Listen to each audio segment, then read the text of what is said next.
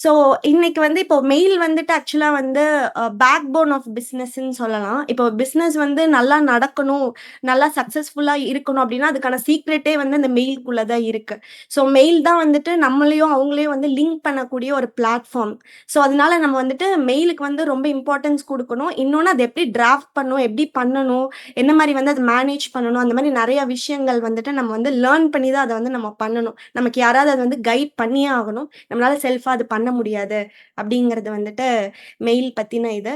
So இன்னொன்னு வந்து என்னன்னா, இப்ப அவேர்னஸ் வந்துட்டு இப்ப ரொம்ப வந்து முக்கியமான ஒண்ணு. ஏன்னா நெறைய பேர் வந்துட்டு எல்லா விஷயங்களிலுமே அவேர்னஸ் இல்லாம தான் வந்துட்டு நெறைய இஷ்யூஸ் வந்துட்டு லைஃப்ல வந்து ஃபேஸ் பண்றாங்க.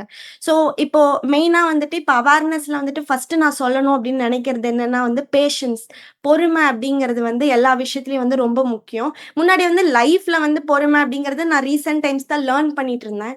பட் பிசினஸ்ல வந்து எவ்வளோ தூரம் பொறுமையா இருக்கணும் அப்படிங்கிறது வந்து இந்த கோர்ஸ் ஜாயின் பண்ணதுக்கு அப்புறம் நான் வந்து கத்துக்கிட்ட ஒண்ணு.